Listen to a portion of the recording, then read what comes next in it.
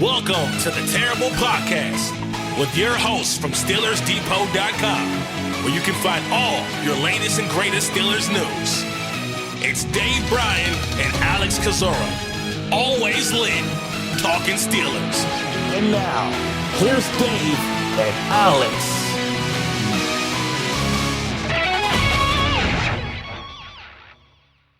Welcome to the Terrible Podcast, Season 16, Episode 30. He's Dave Bryan. I'm Alex Kozora, SteelersDepot.com. Thanks for being back with us this Monday. Steelers Nation, a victory Monday for the Pittsburgh Steelers, who are probably just getting back into the United States of America. A much joyous plane ride, I'm sure, on the way home after a 24-21 win over the Minnesota Vikings Sunday morning in Dublin, Ireland. Pittsburgh 3-1 on the season, entering their bye week and sitting pretty atop the AFC North, heading to the Bengals playing on Monday Night Football. So I was very wrong. I was not confident in this game. My score prediction of Minnesota winning this one comfortably reflected that, and so I'm very happy to be wrong, and happy, Dave, you were right to pick Pittsburgh in this game. When Irish eyes are smiling.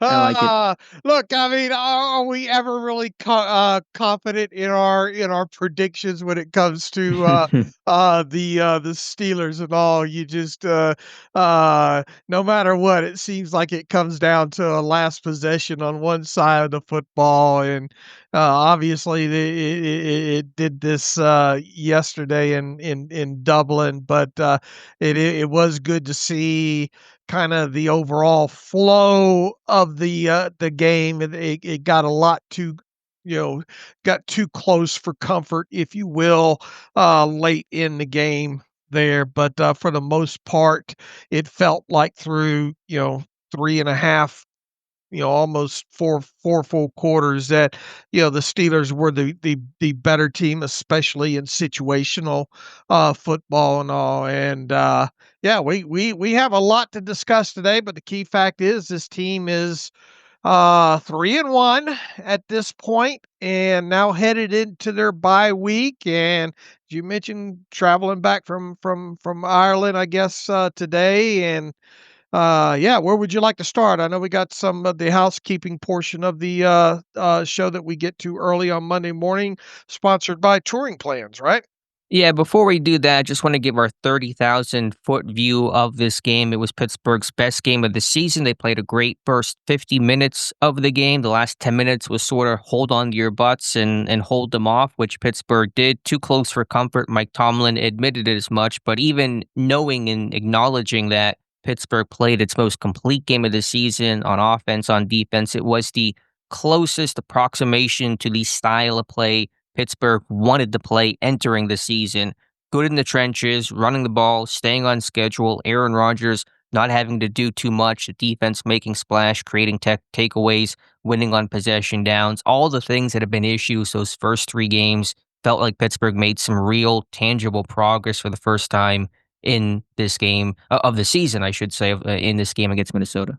Yeah, they did not turn the ball over at all in this game, right? And let's see, time of possession. They still didn't win the time of possession battle overall, but that's okay. They won the game. And as far as penalties went, Minnesota had a handful more of those than the Steelers. I think the Steelers just had 5 for 35 in this game. And look, I mean, I think a lot of this came down to good situational football. The Steelers were better than the Vikings on third down percentage wise. You would have liked to seen the Steelers convert, a fourth down or two in this game.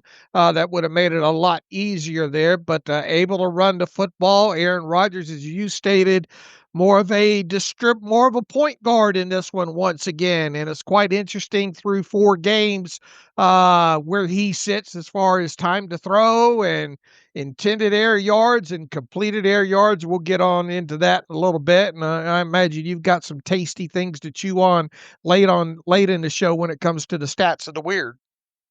Yeah, a lot to talk about from this aspect. But just overall, one last 30,000-foot view.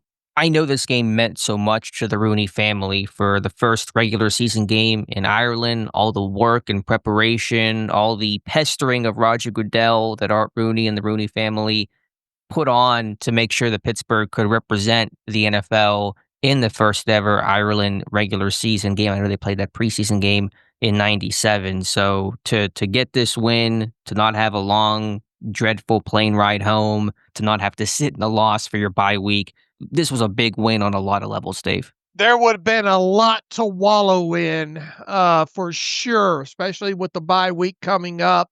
Had this team, and and I think you said it right. This one was for Dan Rooney without a doubt because of all the work that he put in to get this team internationally back over to Dublin, Ireland, and all. And I think Mike Tomlin and the rest of the veteran players knew the significance of it and made it clear to the team throughout the week. And this was one of those win one for the Gipper, if you will. And they did, and that played a huge part in me picking the Steelers in this game. If this game would have been stateside with the same setup and all, I probably would have picked the Vikings in this. But man, it's hard to fathom uh, what the next couple of weeks would look like for this team at 2-2 and coming off of any kind of loss over in Ireland, no matter how it happened. All right, Dave, let's talk about the housekeeping portion of the show presented by Touring Plans, our longtime Steelers Depot sponsor, mostly for training camp coverage and now sponsoring every Monday episode of the podcast. So if you're planning a trip to Disney, whether that's Disneyland, Disney World, Disney Cruise Line, any of the Disney affiliates, check them out to be your co-pilot, I should say, throughout the planning process for tips on how to save money, restaurant reviews, when it's the park least busy so you're not standing in line for half your trip, and all other information. Check out the site touringplans.com. We've been partners with them for, like I said, a long, long time. Len Testa, a great guy. He was at the Ireland game yesterday. He sent me some videos of Renegade being played there, and he said he saw every NFL jersey represented in Dublin in Croke Park, except for the Cleveland Browns, which will make a Steeler fan smile about that. So it's a great site, great partner, highly recommended, touringplans.com. Yeah, very clean site, very well put together, easy to navigate. They have an app as well on top of it all. And as you mentioned, Lynn Testa and company have been a long time sponsor of this show, mostly during training camp and all. And obviously, we're glad to have them in season here every Monday with the housekeeping section. So with that, let's get to some house. Let's clean the house.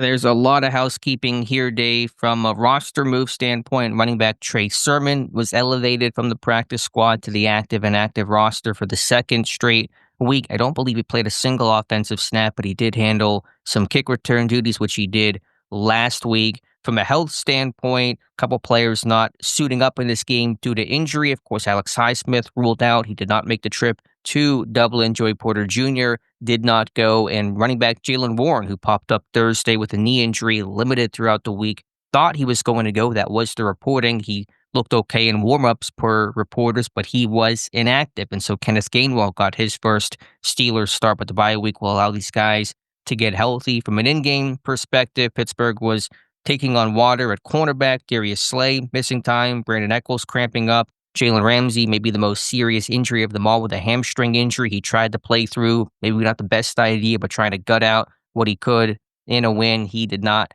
finish the game, and Jerry Dulac reporting that he could miss several weeks. Also applies to wide receiver Calvin Austin, who left with a shoulder injury, was taken to a local hospital for further examination. Mike Tomlin did not have a ton of details. Austin tweeted out later in the day that he was okay, but we don't know exactly what okay means. Dulac also reporting that Austin may miss a couple of games, but Pittsburgh at least getting the bye week to rest and recover. Yeah, we'll worry about that a week from now, or when Mike Tomlin when the teams gets to back together, I guess, for that kind of bonus Monday, if you will. And as he stated, never had a bye week he didn't like as far as timing goes, and they certainly did need this one. I think Aaron Rodgers said he looks forward to getting a little bit healthier during this bye week as well too. So they took on a little bit of more attrition, especially a team that has fought through a lot on the defensive side of football so far. They were able to get Deshaun Elliott back for this game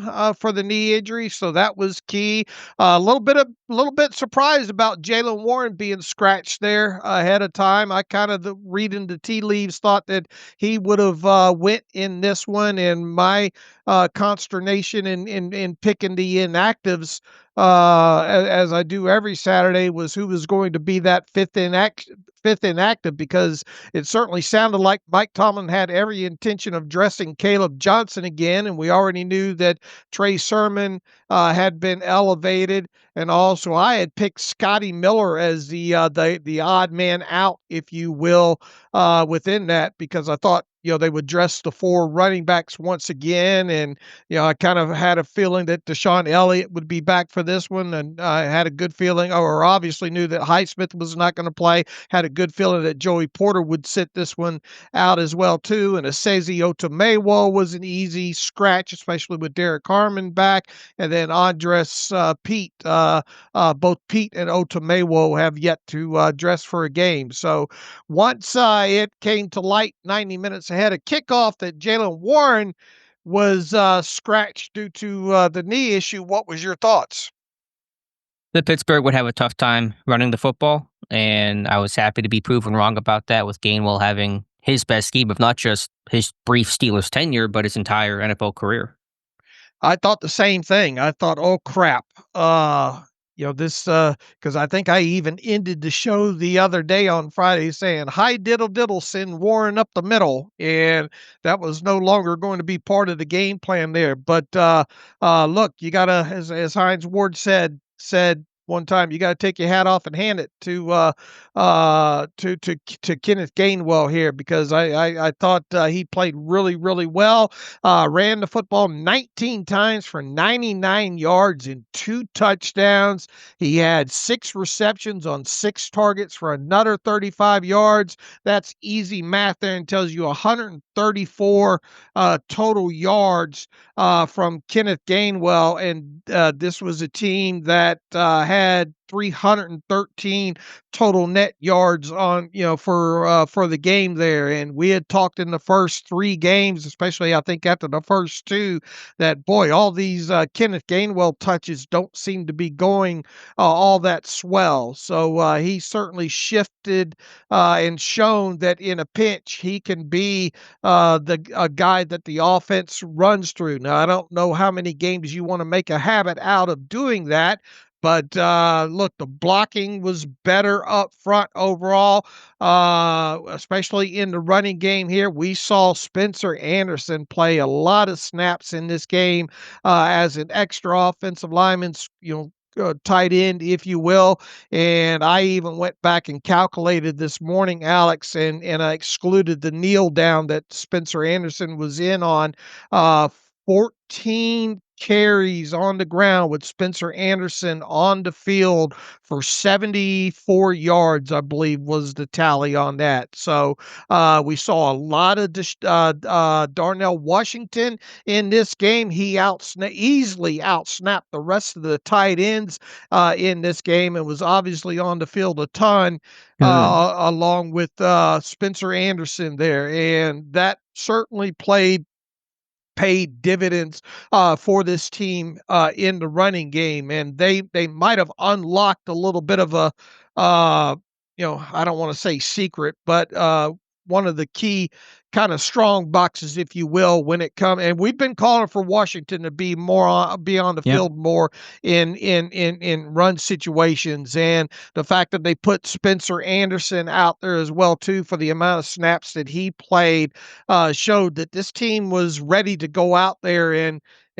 say, hey, we want to run the football, and we're going to run the football well, and they did. So that was great to see. They only had 3 runs of 10 yards or longer technically in this game.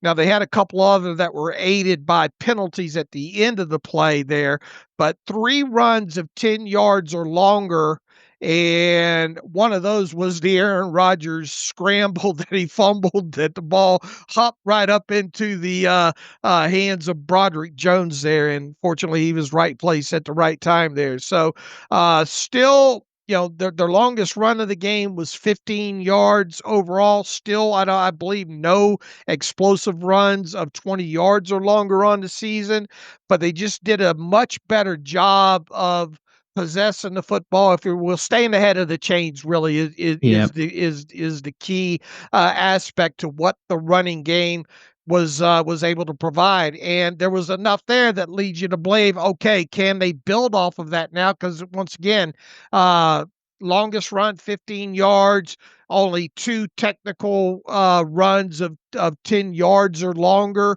by the running backs in this. So you definitely have something to build on overall when it comes to the run game. So props to Kenneth Gainwell, because I thought, once Warren was scratched from this one, I thought, I wonder if they're going to be able to get this running game going at all. Stayed on schedule is the phrase to use for the offense in this one. And just looking up the stat right now, because it's now available, Pittsburgh, Dave, entering Monday Night Football, second in the NFL this weekend, 8.7 yards per first down. Again, second in the NFL, only behind the Baltimore Ravens. Now, the DK Metcalf 80-yard touchdown, which came on 1st and 10, certainly helps that number, but we're not discounting big plays like that. Pittsburgh has needed big plays like that. Even that play aside, I'm sure it was a good number overall. Pittsburgh on first down, 11 passes, 12 rushes. And so balance, efficiency, staying on schedule, all really critical things this offense had not been doing, not just for this year, but for the past several years. You saw that in spades Sunday in Dublin. Yeah, good job running outside the tackles or outside the guards in this one as well, too. Couple of tosses busted pretty nicely. Once again, I think, and I'm through like a quarter and a half of this thing on all 22. You're one block away from busting a couple of these big runs once again as well, too. And one thing that caught me watching some of these, having some of the time to watch some of these other games around the NFL. The Steelers once again have had the luck of the Irish, I guess, if you will, when it comes to continuity with this offensive line. And look what happened to Minnesota yesterday. They lost their right tackle to injury, and then their center got reconcussed, I guess, if reconcussed is a word, had to leave during the game as well, too. And you look around the NFL, how banged up some of these offensive lines are. And here we are with the Steelers, knock on wood, through 4 games, and they still have the continuity of their front 5 there. And hopefully they can build on this game once again. Overall, I thought Aaron Rodgers made some really good decisions on particularly, I think, some first down plays. I thought they used motion really well in this game. Couple of those quick pop passes, one to DK Metcalf right off the snap there. And yeah, first down was key in this game, and them staying on schedule most of the game really helped as well, too. Now, would you like to see this team do better on third downs, better than 4 of 10? Yeah, but I think for the most part, it was good. Would you like to see this team do better on 4th down? Yes, you would. But pretty much a clean game overall. And look, what did I say the other day when we talked about what it looks like for the Steelers to win this game? They're probably going to need a double explosive play for a touchdown. And a good thing it was what it was. It was an 80-yarder to DK Metcalf. It was the only gain of 20 yards or longer for the Steelers in this game, and it went to the house on, I don't know, what would you call that, like a bang 8? Yeah, it's a good glance route, bang 8. That's probably a good way to frame it. Yeah, this team continues to live off of yak, man. I mean, if there's a theme to the first 4 games when it comes to the Steelers offense and the passing game specifically, it is yak, man. This team had another, I don't know what I calculated last night, 140 something yards, I think, of yak in this game. And I think 60 something of it came on that DK Metcalf play there. So, the yak component really cannot be undersold because, I mean, once again, Aaron Rodgers, his average completed air yard distance is like right at 2 yards through 4 games. And I don't know how sustainable that is, but it sustained them to 3 wins. And you play to win the game, right? As Herm Edwards say. So what they're doing has got them 3 wins so far. Like most people listening to this, I would like to see them be able to push the football. And look, the better if you're able to start running the ball more, you're going to get these two deep safeties. Get these teams out of these 2 deep safeties more, and then that will open up hopefully the opportunity to push the football down the sidelines a little bit more. To zoom back out for just one more second, Dave, then we'll dive back into the game. 2 other housekeeping-related notes. Pittsburgh still with a 52-man roster. They have not officially filled the spot of Max Sharping, so they'll use the bye week to probably continue to evaluate the team and not use that 53rd spot until it's needed, using the elevation game to supplement. One storyline we do have to talk about that is not related directly to kickoff, that was some very unfortunate news that broke shortly before Sunday's game, was that Steelers quarterback Skylar Thompson, who's on injured reserve with a hamstring injury, he made the trip to Ireland, was with the team, obviously. According to Tom Pelissero, first reported, confirmed by the team, other outlets, that Thompson was robbed early Saturday morning in downtown Dublin. He was assaulted, suffered minor injuries, was not taken to the hospital. According to the Irish Times, his cell phone was stolen. It was reported.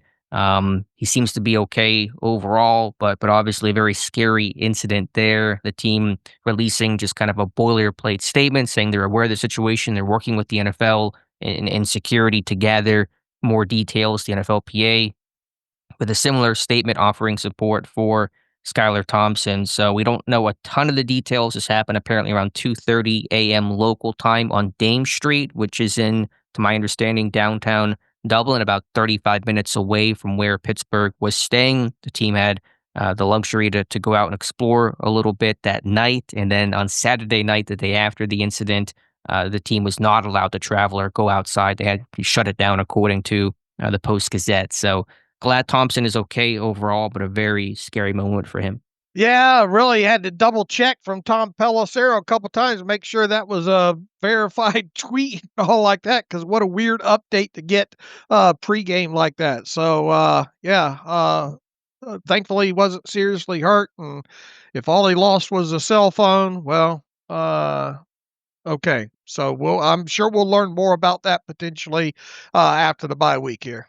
Yeah, Mike Tomlin was not asked about it post-game. TJ Watt was, for some reason. I don't know how Watt fields that question and not the head coach of the team, but we'll see if that gets brought up whenever Tomlin speaks to the media next. So just wanted to make that point early in the show, because that was certainly a big storyline before the game got started. So back to this game day. My old man used to always tell me, and I would never listen, nothing good happens after midnight. It's another Herm Edwards saying too.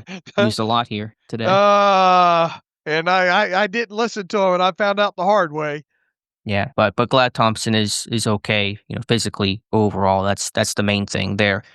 All right, Dave, getting back to this game, Pittsburgh 24-21, kind of picking up where you left off with your thoughts here for the Steelers offense. It may not have looked a lot different schematically. There weren't the deep balls and they weren't the big vertical passing attack, but in terms of the effectiveness, the run game, so much more effective. This team played with energy. They had an edge. They got their swagger back. You could feel it with the offensive line. Guys like Mason McCormick and Broderick Jones, just their body language would tell you all that you needed to know. And obviously, when you're moving the ball effectively and staying on schedule and imposing your will, you're feeling that, you're feeding off of that. It just begets more and more confidence. So Gainwell ran well. He's not the biggest guy. He's not the strongest guy, not the fastest straight line speed guy, but he showed good vision and patience and some wiggle overall. Rodgers, that point guard that knew, when to throw hot and when to, just hand the ball off on RPOs. That's the biggest thing Pittsburgh did. After that first or second drive, because the first drive was a mess. Minnesota was in their mug looks, their pressure looks. Rodgers gets sacked. Feels like a long day is coming. They got Minnesota to back off and really play most of this game without presenting those difficult mug, pressure, sim bluff looks, whatever you want to call it. So many phrases for it.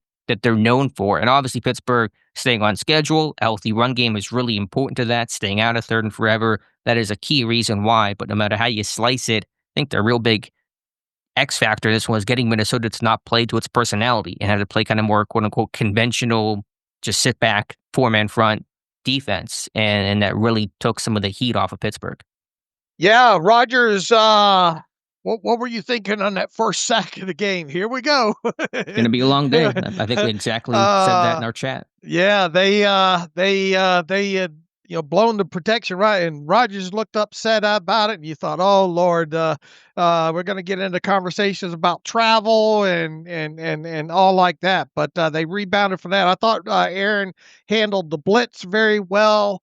In this game, once again, he got the ball out extremely quick overall in this game, and there was so much, at least from our pregame analysis on this, wondering about all the different looks that Minnesota would give on defense, and how they would attack on second and long and third and long, and it never really felt like it was a big component of this game. And thanks mainly to the Steelers staying on schedule, obviously getting good yak in this game helped, and it was more of a take what they're giving you type of situation, and in a few situations where it was identified as like even on some of the too deep on that throw out to the sideline to DK Metcalf that he made the catch on. I think that was a too deep shell overall on the safeties over there, and I think Aaron just kind of glanced him off, just that deep safety on that side, that it just made for a 50, more, where you didn't have to worry about that safety coming over and impact and play, where it made for a 50-50 ball that DK obviously came down with there. So all the consternation that we had about the secondary and the movement and all like that never really came that much into play into this one overall.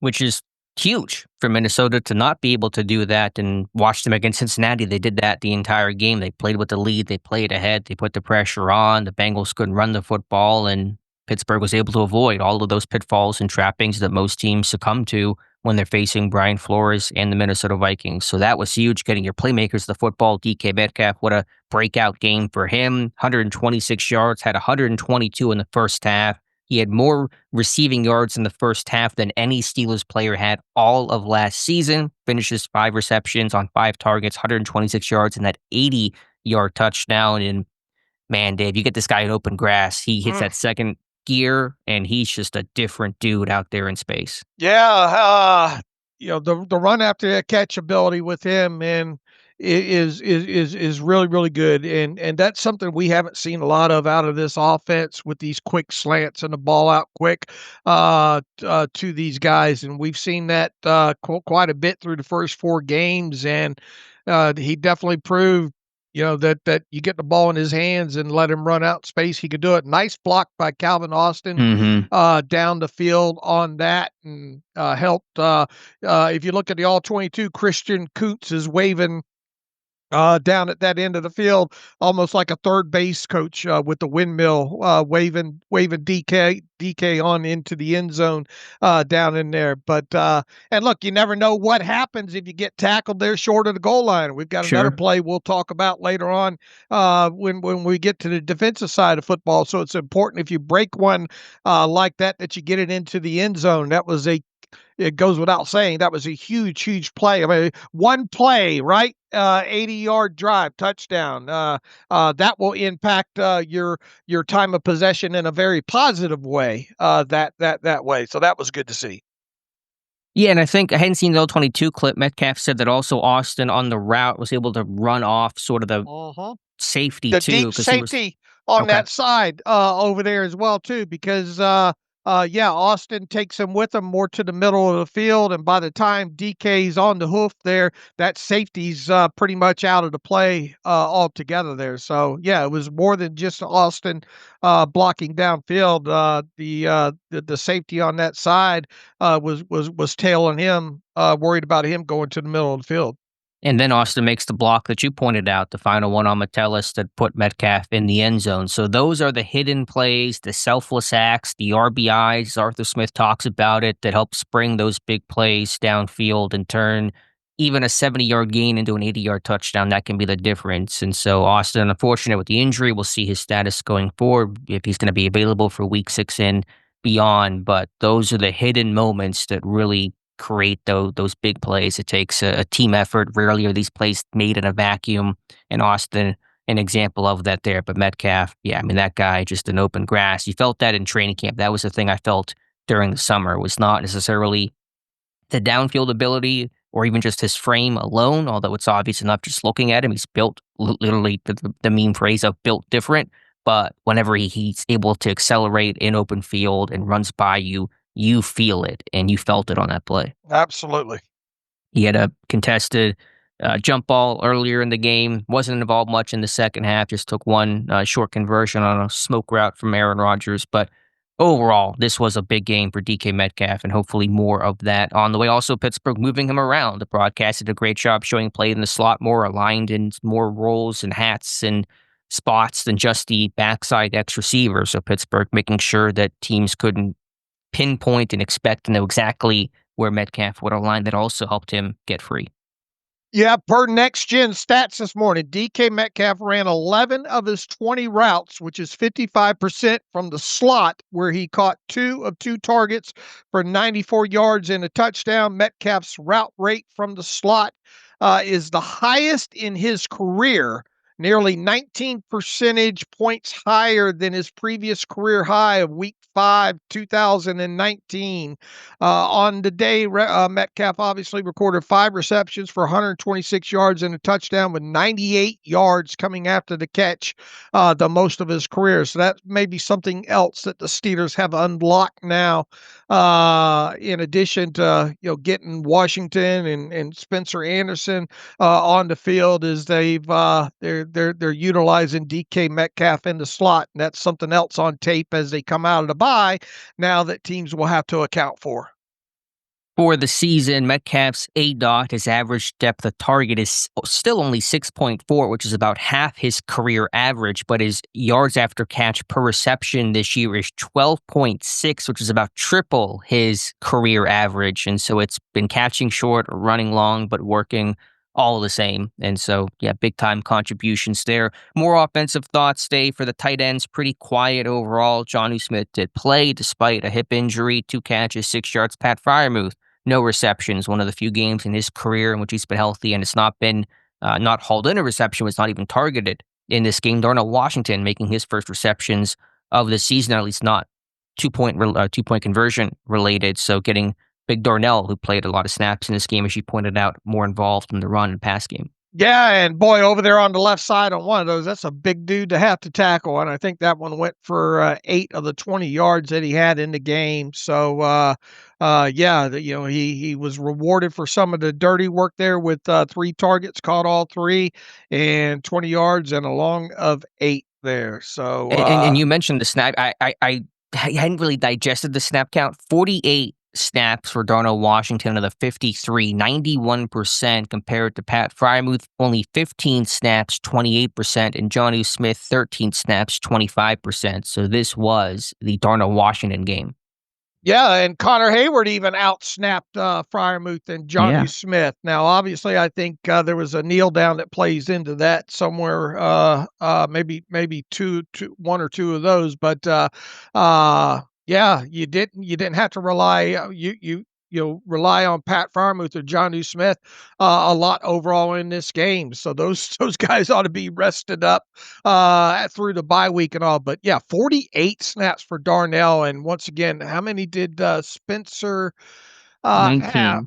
19, and what did I say? 14 of those were true run plays. So they make the good thing is they didn't just put Spencer Anderson out there in the run game. They mixed in some pass plays with him in there as well too, and I imagine a couple of those were some RPOs.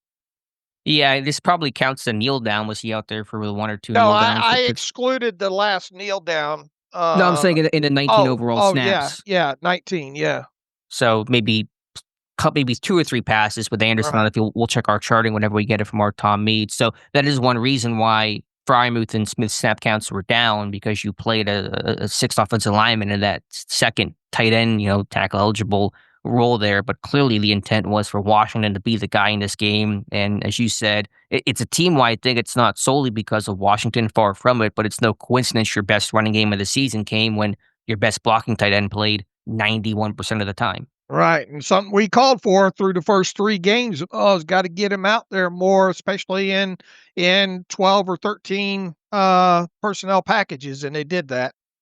Dave, with Jalen Warren sitting out, Caleb Johnson getting his first significant action in the backfield. 6 carries, 22 yards, along of 9. Played primarily on first downs, which is smart to avoid any potential of those aggressive looks on third down. He played 11 snaps overall, so still not a ton of action, but it was good for Johnson to get his first touches since that Seattle blunder on that kickoff. Yeah, I would have liked to see him catch that one pass over on the Yep. side, and obviously his stats aren't going to raise any eyebrows. My main takeaway there is now you've got that kickoff debacle behind him by a couple of games.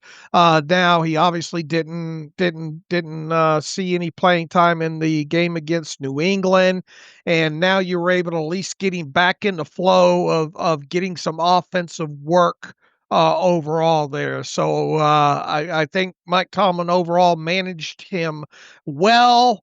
He did have some success on a run or two, I thought. So the big thing is he's thinking about what his last game was, and his last game now was him getting some offensive touches there. Now, is he going to be back on the kickoff team in the near future? Probably not. But if he dresses now, I'd expect him to slowly start getting more touches on offense.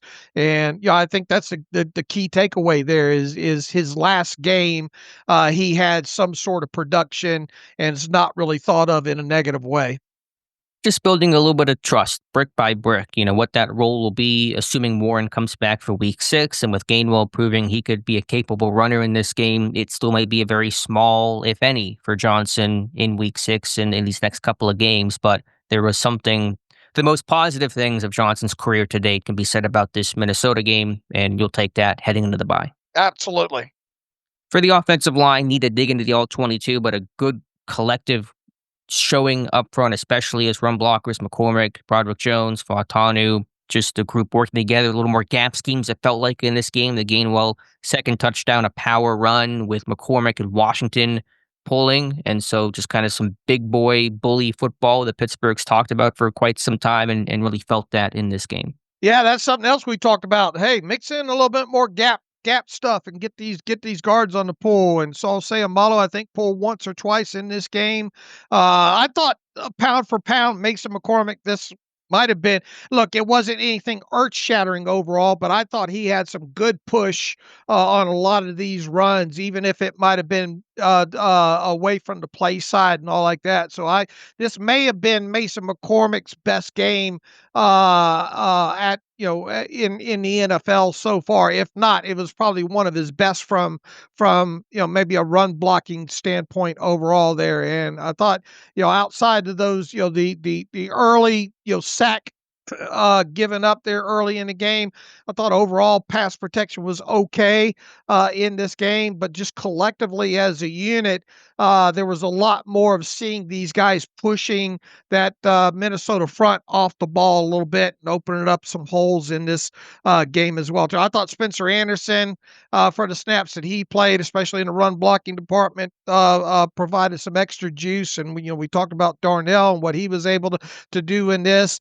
I thought just having a big body out there and Ben Skoranek helped in a couple of those plays overall there. And yeah, it was a better. It felt like they had, you mentioned it earlier, confidence. This offense looked like they had confidence. Outside of that first snap of the game, that they seem to exude confidence there. And I thought maybe that this team should be able to run on the Minnesota front and Hargrave specifically on this, and they did that. There were numerous times where they were just pushing that defensive front off the ball.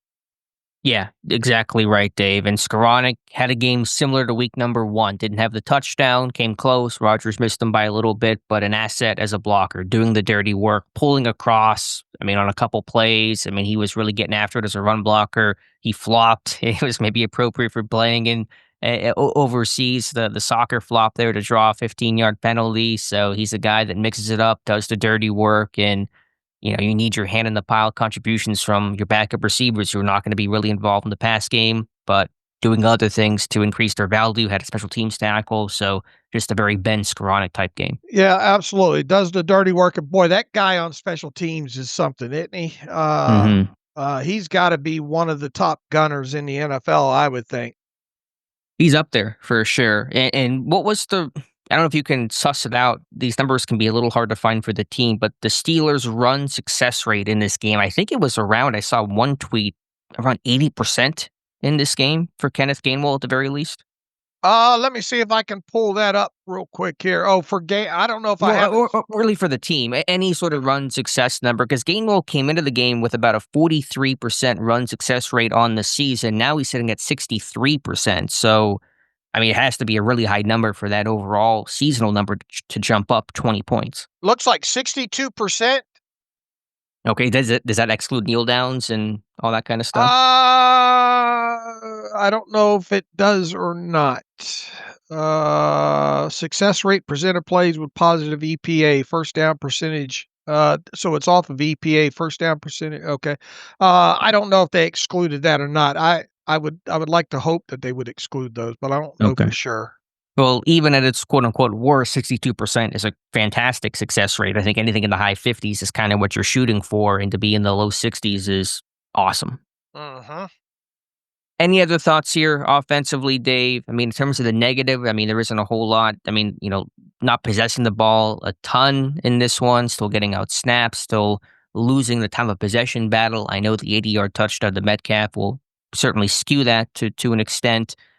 Still would like to possess the ball more, though, in a game. 4-10 on third down, 0-1 on fourth down, so 4-11 on possession downs is one number to work towards. 2-5 in the red zone, so Pittsburgh, they had success early in the red zone, unable to convert.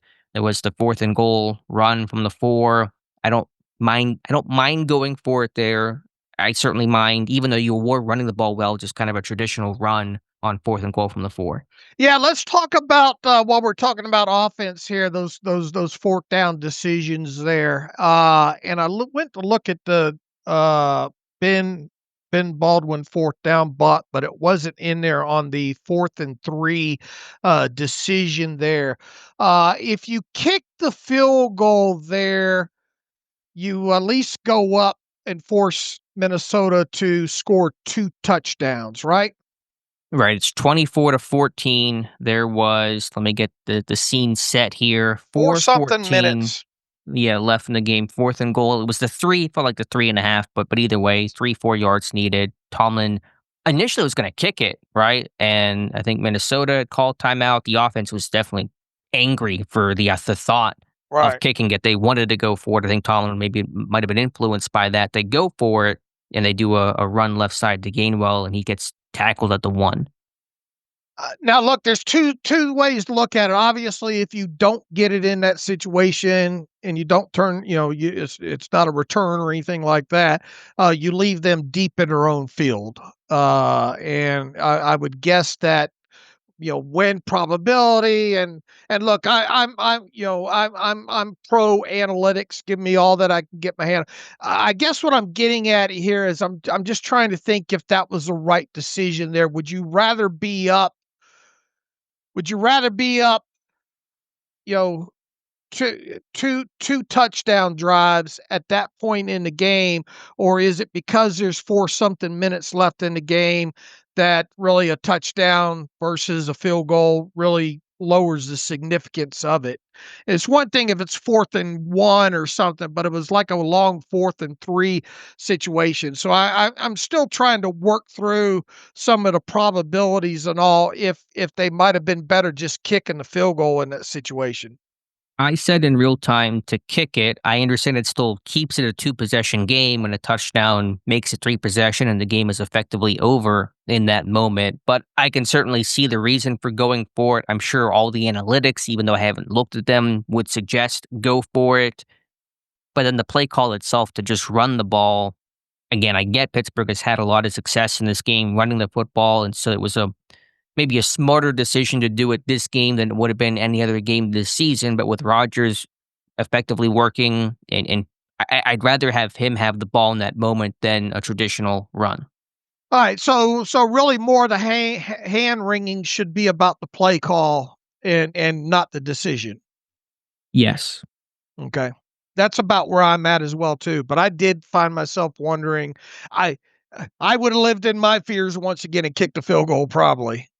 And then Tomlin's decision after Minnesota made it 24-21. Pittsburgh recovers the onside kick. They're facing fourth and probably about a half yard with 1:08 left at the Minnesota 40-yard line. And Tomlin decides to punt instead of going for it. Or if you go for it and convert, the game's over. Of course, Right. If you don't convert, then Minnesota needs about 20 yards to tie the game. Yeah, sort of some inconsistencies there, right? Yeah, I mean, Tomlin's a gut guy, and so I never expect him to be super consistent and follow exactly how analytics goes. I think whenever you go with your gut, you're not always going to be consistent necessarily in your decision making. Again, I think the situation for me is, okay, I understand the thought of punting there. Would I have gone for it in that moment? I would have. I'm going to trust I can get a half yard, and if I Right. can't do that, shame on me. But then you just boot the ball through the end zone. So you get about 20 yards advantage of net punting on that play. I understand the risk of they might do an all-out rush. There's a return aspect you want to be cognizant of. But, Waitman booted that. That was not on That was Waitman's own volition. He purposely. was told by Yeah. Tomlin, Danny Smith, just rocket the ball out of the end zone. We don't want to return here. I don't understand that. You can pin those guys back inside the 20, make those guys go in a long field. Because if it's a touchdown, if you're up 27-21 and Minnesota needs a touchdown, yeah. But punt the ball through the end zone, make them go 80 yards. But at the 20, with these kickers, and Reichard made from 62 last week, you're still giving them a manageable situation to go have an attempt to tie the game. So, like the first fourth down, I understand the decision to either go for it or not go for it. I don't like the actual call that ensued, the fourth down run on the goal line and then the punt through the end zone. That's where I really have an issue. Yeah, it could have. They ought to have like an intentional walk in baseball because you might as well save everybody the opportunity of getting hurt and all, and say we're just going to punt it through the end zone. Put the ball. Give the Vikings the ball after the touchback here. Right. So that part I really can't understand. I mean, I understand probably why they did it for fear of those things, but it was a very fear-based sequence. The fear of let's not go for it, and then the fear of let's just boot the ball through the end zone because we're worried about something bad happening. When your cornerbacks were hurting the way that they were, I know Pittsburgh's front seven was eating against the backup Minnesota offensive line, but that was the part that really confused me. Was less so about the decision to punt, even though again I would have gone for it there. I would have flipped the decisions, would have kicked when it was 24-21 and would have punted and would have gone for it to seal the game. Now, you never know what happens in between, but I'm just giving the situations as they came. But yeah, that was confusing. And what about the delay of game that happened right before that? How that looked rushed, and they didn't even get a chance to kind of, I understand maybe you're trying to draw them off sides and all like that, but by the time they got to the line to try to do that, the play clock was running out. Okay. Yeah, I don't remember that sequence super well, but it was messy in a lot of ways. How many timeouts did the Steelers had burned their? They'd used their third timeout by then too, so they couldn't have called timeout and avoided the delay of game, I don't think. Yeah, I mean the delay of game is fine because you were planning on punting the ball through the end zone anyway, and so it really didn't matter whether you're doing that at the 40 or the 45. So yeah, that gave you a little more breathing room, I guess. So that part, I mean, the only part there'll be an issue there was not having a chance to really have a good hard count to try to get Minnesota to jump. So that's the part I would take umbrage with. All right. Any other final offensive thoughts here, Dave? I mean, overall, 131 yards rushing, 4.5 yards per carry, great first down success, hit a chunk play on that 80-yard touchdown. Rodgers was the point guard.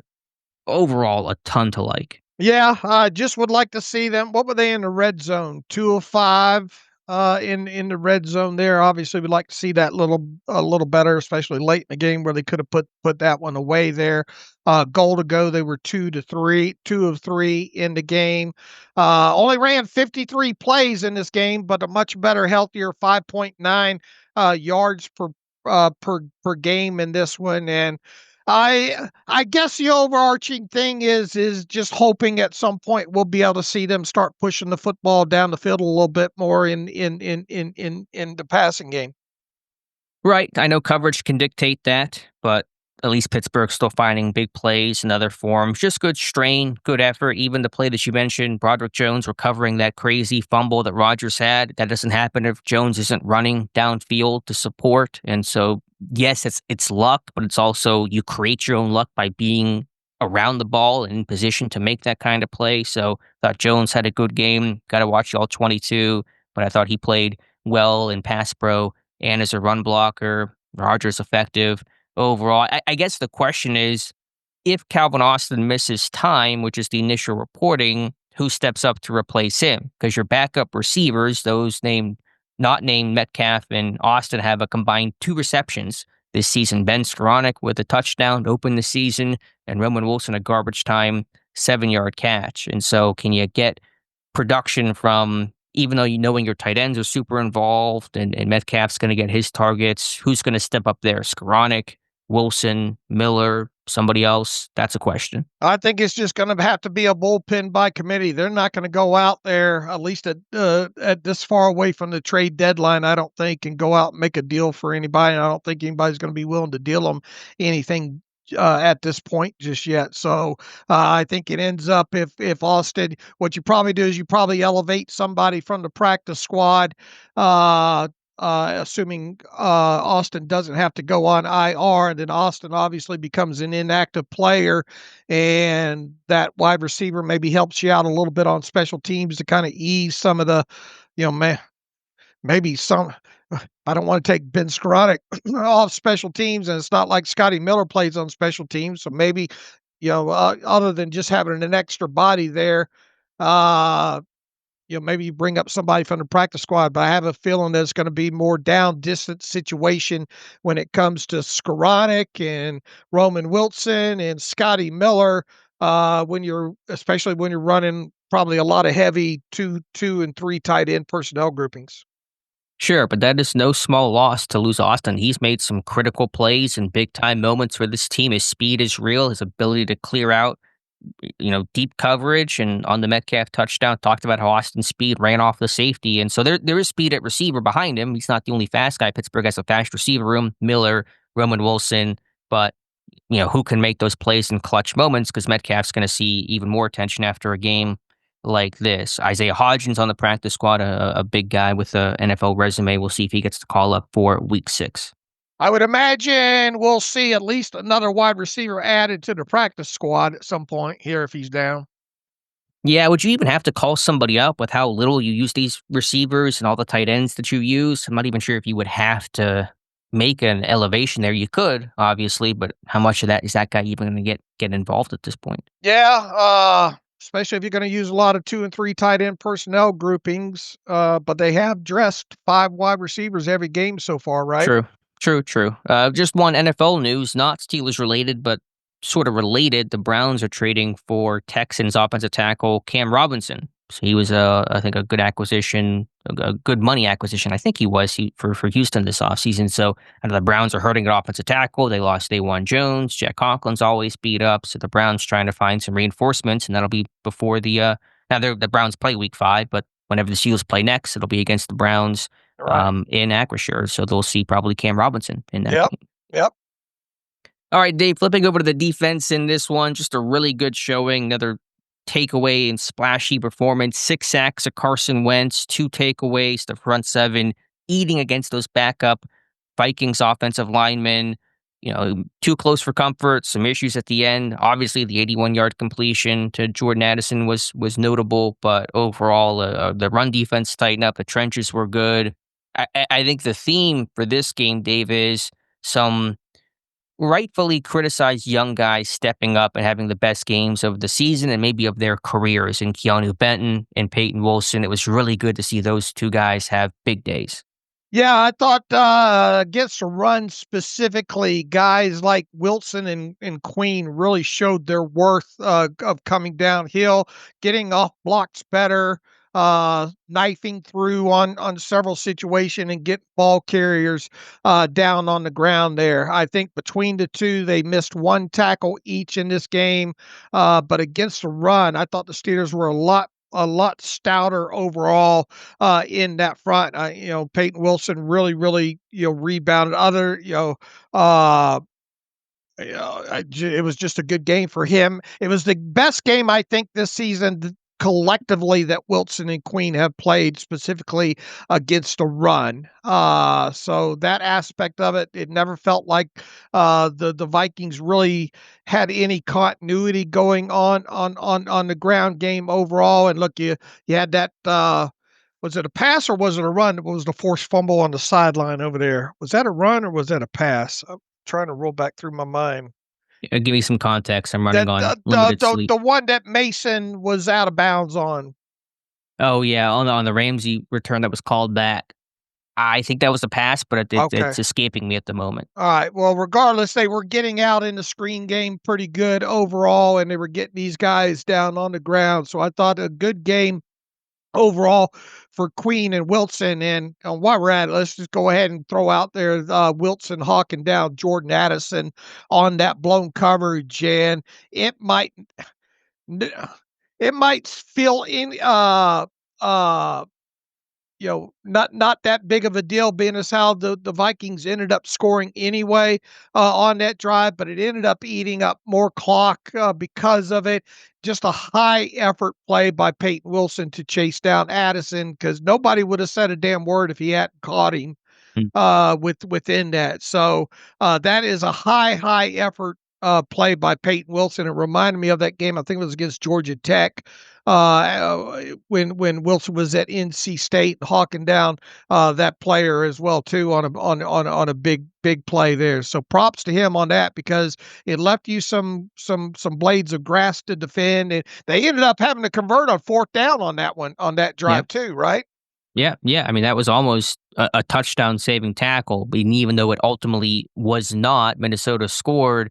It wasted. I mean, what was the delta in clock on that one? Addison caught that pass. That snap was at 3:25 in the fourth quarter, and they ran the next play at 2:51. So let's just call it, had he scored, it would have been 3:10 left in the fourth quarter. They didn't ultimately put the ball in the end zone until there was about 2:08 left to go in the game. So, I mean, that's literally a minute of difference. So, and that was huge in a game with the outcome as close as it ultimately became. So that was huge in itself. And then just also, it's teach tape of this is why we defend every blade of grass. It's why we're not going to have lows. It's why we're going to go out there and play all out, because you never know what your effort can do. And it just kind of, it's an attitude, a demeanor of this is how we're going to play. And Wilson has always played his game like that. You mentioned in college, there were so many plays of him never giving up and chasing plays down. I had the clip of him against Baltimore last year, passing up multiple Steelers on a downfield play to clean up a tackle against the Ravens. So this is on his tape. It's who he is. And hopefully that will remind the whole defense, just this is how the Steelers defense is supposed to play, all out, never give up football.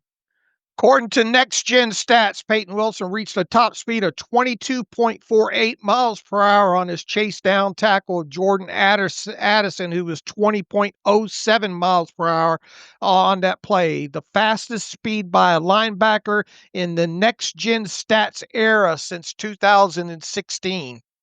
That's insane. I mean, that is 22 point what? 22.48 miles per hour on his chase down. That is, you don't see small receivers hit that number sometimes. So what a just absurd play. Wilson's a remarkable athlete, but his heart, his effort really, because you don't make that play, even if you're fast, you don't make that play unless there's a real kind of fire inside you to go make that play, and he did, and that's on his tape throughout his career. So great moment there for Payton Wilson. They go on to add Wilson's tackle allowed the Steelers to run an extra 61 seconds off the clock. Yeah, and that was critical in a game that ended in the final seconds. Imagine if Minnesota gets the ball back with 2 minutes left instead of a minute 8. You know, they have a lot of time now to get down in range and to try a field goal. So that play, even though, like I said, it still ended in a touchdown, it was a game changer. Absolutely, it was. All right, the rest of the defense. By the way, the Ramsey play, that was a run by Jordan Mason on that fumble return. Okay. All right. I thought that might have been the case there. Nick Herbig, what can you say about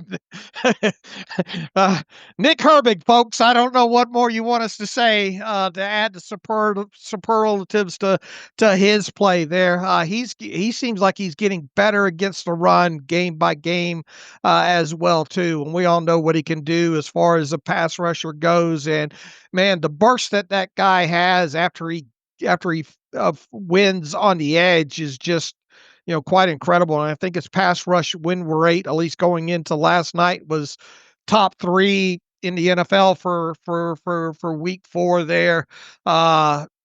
Just an incredible find by the Steelers when it comes there. And if that guy continues to get better against the run, I mean, what a find. I don't know what else to add there. It was just a hell of a damn game for Nick Herbig.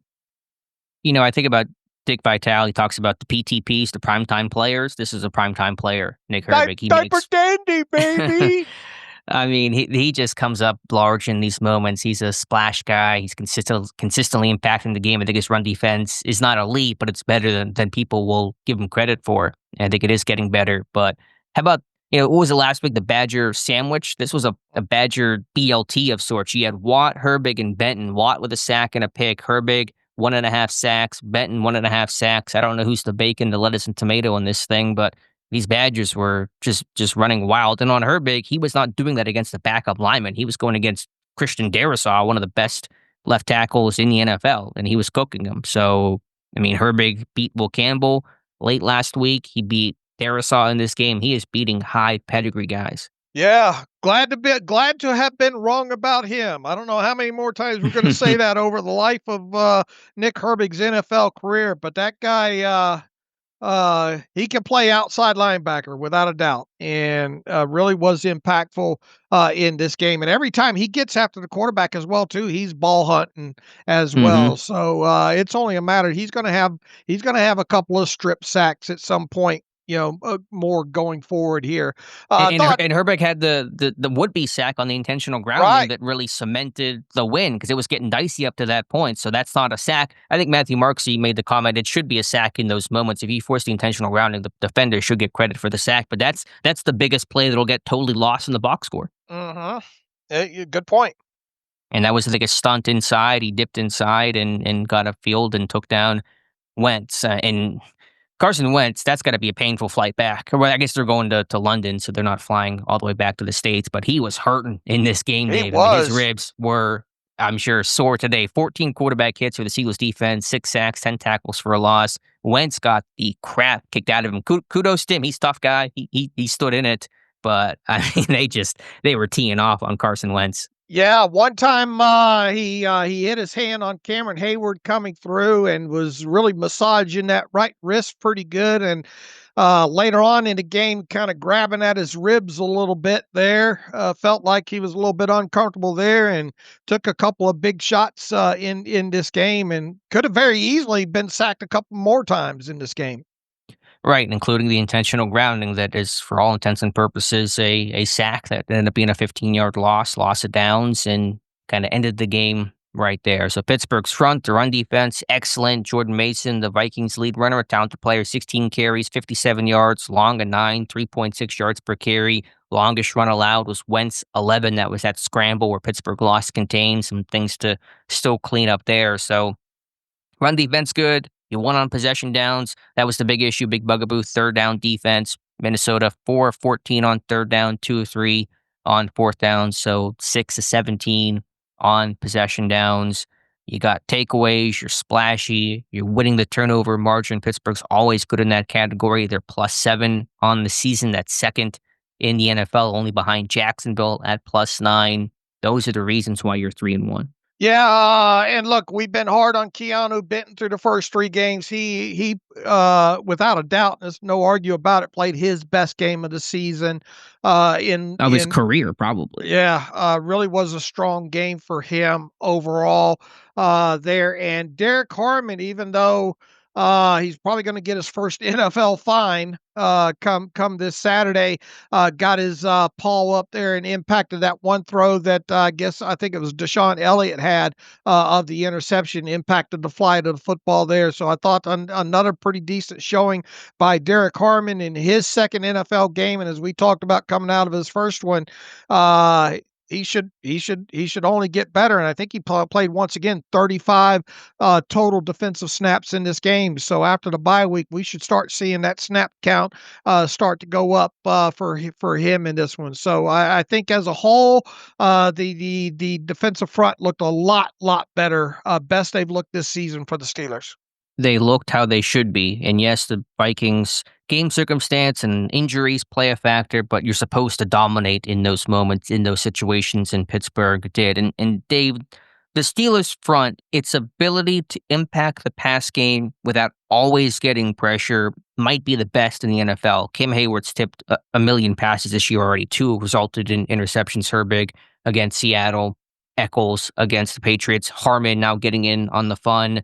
On the Elliott interception, Watt reading the quarterback. Wow. Hayward might have even tipped it. I'm not really sure exactly who got the initial hand on it, but they're both right there, both playing the same way. And so, I mean, how many plays this year has Pittsburgh made those kinds of moments? So they're getting pressure, they're getting to the quarterback now, which is huge. But then even when they don't, it's still not like, okay, the offense is fine because the D-line is still making those high impact plays. Yeah, I'm trying to find the Watt interception to see if anybody got extra credit on that. I don't think. No, they just gave Watt the pass defense on that. So nobody else is listed as impacting that like Hayward. Yeah, Hayward has 3 pass deflections this year. Quale has 1. Harmon has 1. Watt has 2. I think those are both at the line of scrimmage. So, I mean, Sawyer has 1. Herbig has 1. Maybe some of these are in coverage. I'm not thinking about all of them in the moment. Did they show Harmon? Because Harmon was credited with a pass defense on that interception. Yep. He has the one from yesterday. So I'm not even totaling it, but almost 10 right there from your front. And those are the little things that create those big plays. That's why the Steelers look for those long arm guys that are 6'4" or 6'5" or taller. Yeah, for sure. It certainly does not hurt. And why Black batted down a half dozen passes, or probably even more than that, a dozen passes in training camp. With his size and length, he'll probably get his at some point too. So it's a real culture type of thing. It's a ball search unit. Chuck Clark, the forced fumble. It's unfortunate that rule there. It's ruled correctly on the Jordan Mason fumble that Ramsey ran back. Mason's out of bounds. Should they examine that rule going forward? I think if you don't have possession of the football, even if you're touching it out of bounds, that should not be a dead ball. If you're possessing the ball and you're out of bounds, and obviously, okay, you're out of bounds, but there should be a rule change where merely touching the football and being out of bounds does not make the play dead right there. Yeah, I agree. He was definitely out of bounds, but I wonder if that's something that might be looked at by the competition committee. And then there's an irony, unfortunate, in Ramsey doing the fake hamstring pull celebration to only actually pull his hamstring. Was that fake? Yeah, that's a celebration that's become pretty common. Okay. There's a clip of some soccer player that did that and then twerked. So yeah, that was a fake thing, and it's just ironic because he actually hurt his hamstring. Oh, okay. All right, I'm not up on today's youth and the celebration and all like that because I thought, oh Lord, he hurt his hamstring. No, it's a fake. What a key play in that too, change of kind of momentum, because it looks like we're all celebrating a scoop 6 there. Wow, what a start for the Steelers here in this one. And then they end up going down and getting a field goal after that reversal there. Right, because it did not start out great for Pittsburgh. Minnesota they were leaky. Came down, kicked a field goal. Rodgers gets sacked, and it felt like, okay, this isn't a great start here, and that felt like that could have really changed the game. And fortunately, Pittsburgh had the resolve to not let the start dictate the finish. But Yeah, that's a big play taken off, but it just goes to the overall point. If they made the play, they forced the fumble. It wasn't even like the review was he was down and it wasn't a fumble. It just, the ruling was just that kind of quirk in the rule book that took the touchdown away. So Chuck Clark making some plays. He split time with Juan Thornhill. Deshaun Elliott coming back was big. He was aggressive. He was blitzing in this one. Fair amount, I think 2 quarterback hits in this game. Had a sack, I believe. So, good outing overall. All right. As we pointed out going into the weekend about the Vikings on third down and how important it was going into this game to keep them in at least 3rd and 7 or longer, or potentially even 3rd and 5 situations, how that would potentially bode well in the Steelers' favor. Well, kudos to us. Carson Wentz was 1 of 5 for 6 yards on third downs of 5 or more yards to go on 9 total dropbacks in this game. So 1 of 5 for 6 yards on third downs of 5 or more yards on 9 total dropbacks. The Steelers had 2 interceptions, 4 sacks, and one of those 9 dropbacks was a spike.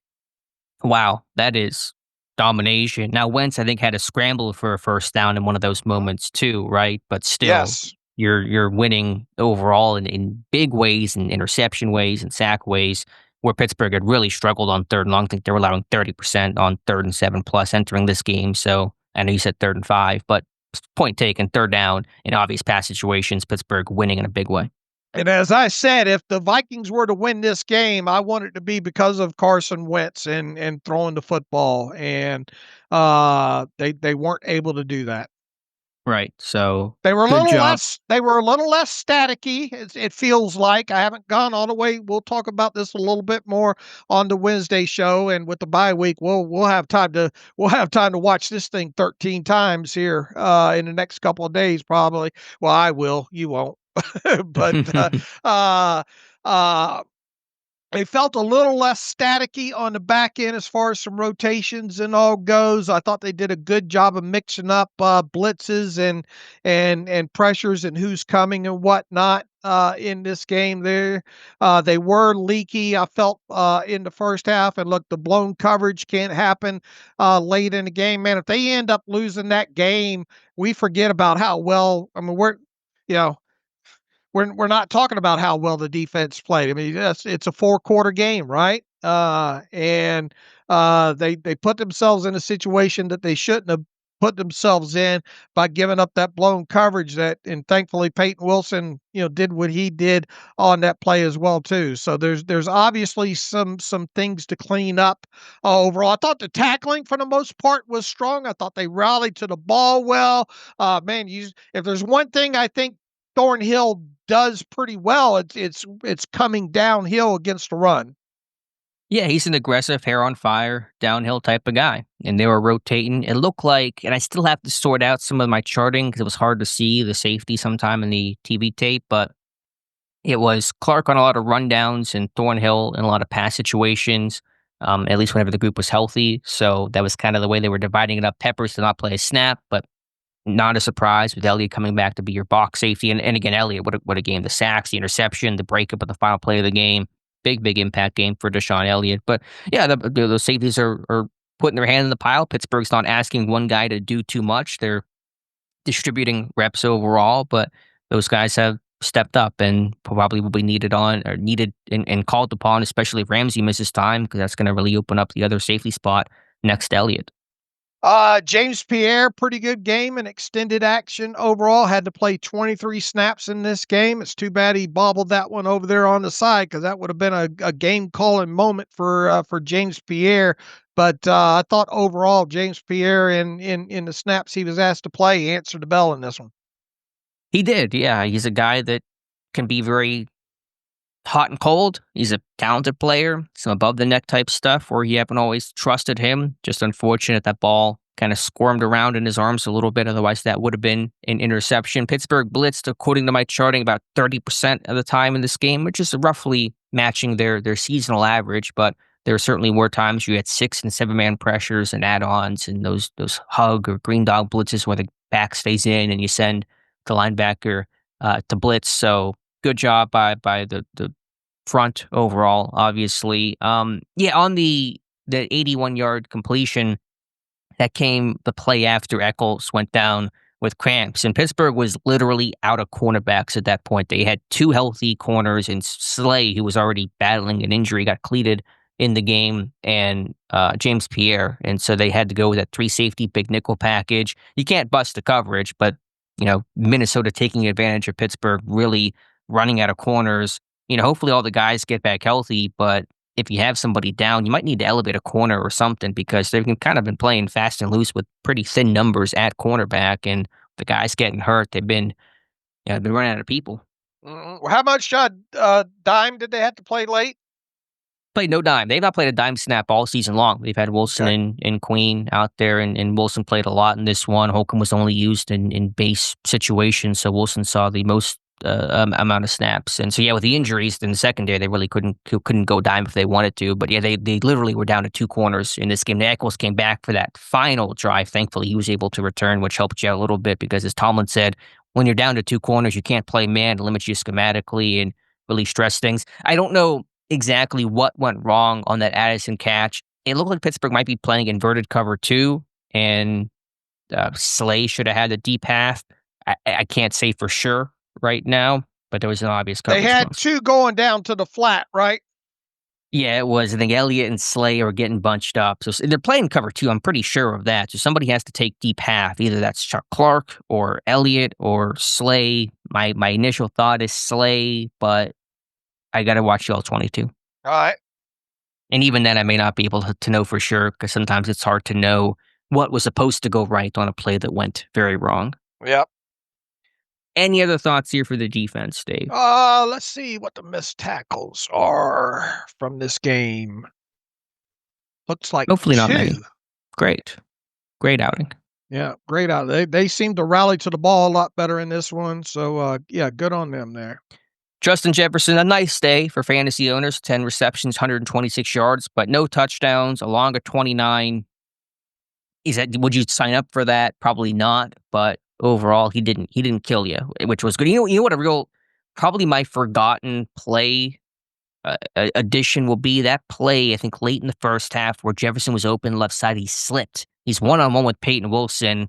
Maybe Wilson makes the tackle. Yeah, the Irish turf monster helping Pittsburgh out, because Minnesota had to settle for a field goal at the end of that drive. And so it's kind of one of those hidden plays. You sit there and say, the Croke Park field doing Pittsburgh a solid. There you go. And should mention, it felt like a home game, according to those that were there and just kind of feel on the broadcast. Eagles Nation was really out in full force. You had Larry Richard doing the PA, announcing Renegade played, although they played Renegade before the kickoff. Renegade has to come after the kickoff as the defense is taking the field, but a good attempt, and certainly had a Steelers crowd feel. All right, how about special teams? Blocked field goal for Chris Boswell. Yeah, I'm going to have to watch this one back. It was off the edge. It was Isaiah Rodgers who made all those plays against Cincinnati last week. Freiermuth has to protect the inside first. I mean, that's his main responsibility. You kind of work inside out.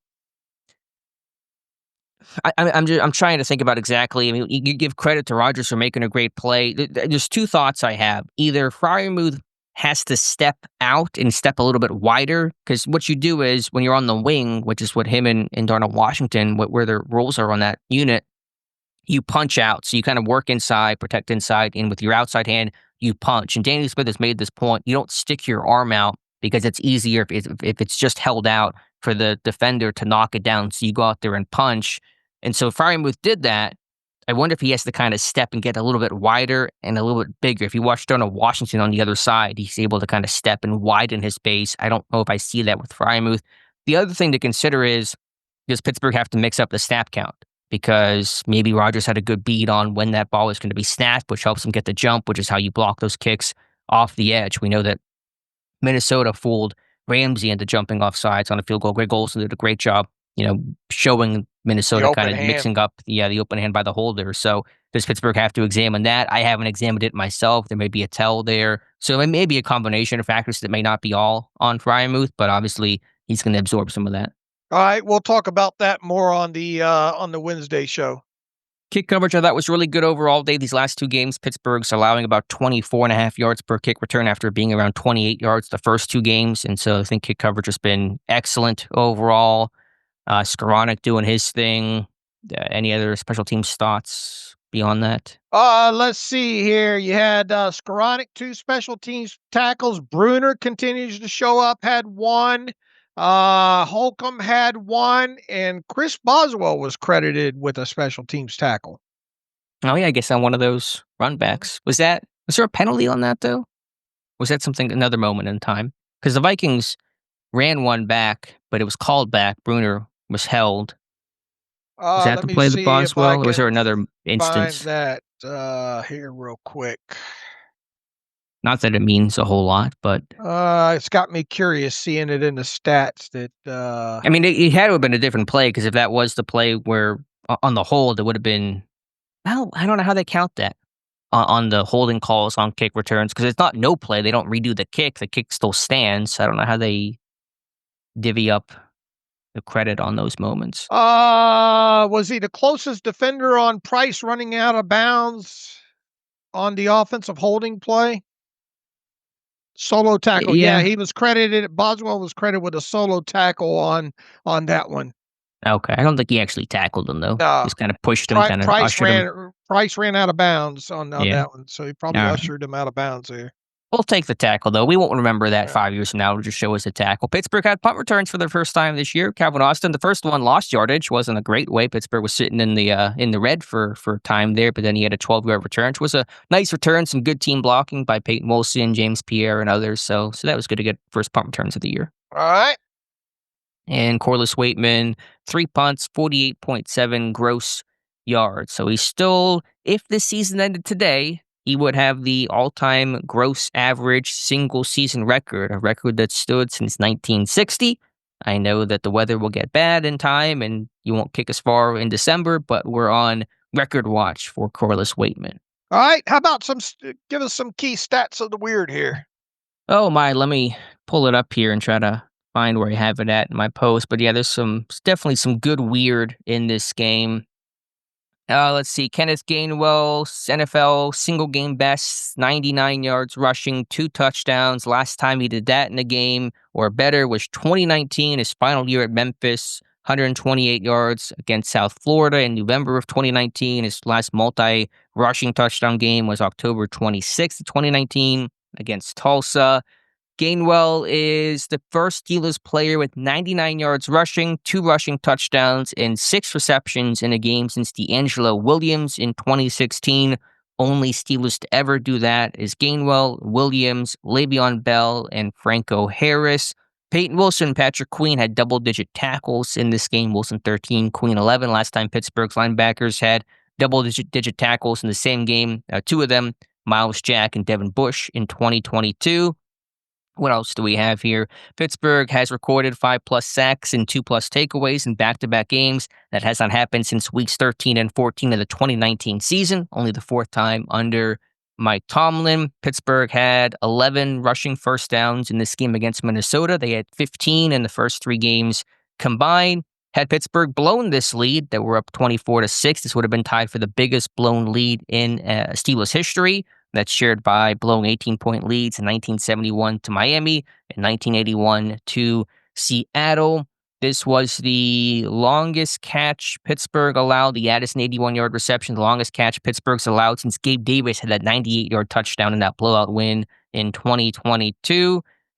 What else do we have here? That's probably the bulk of it. TJ Watt now has 8 interceptions, the second most of any Steelers linebacker in the Tomlin era, only trailing Lawrence Timmons with 12. And yeah, that basically wraps up the fun stats. All right. For the rest of them, they can go to SteelersDepot.com and just see the weekly stats of the weird that Alex does a great job putting together on the fly at that. I don't know how he does it, but he does it better than anybody else. Appreciate All right. Anything else we need to get to before we get to some emails here? No, that should cover it. Fun Dublin trip overall, seems like, for the team. I know the Thompson incident was obviously scary, unfortunate aside, but the team seemed to enjoy their experience, seemed to go off well. The field was in good shape. You never know exactly how field conditions will be in international games. First time holding an NFL game like that for Croke Park, at least since the preseason game in 97. They've held some college games before, but seems like a really good experience overall. Yeah, I don't think we've seen our last game over in Ireland, that's for sure.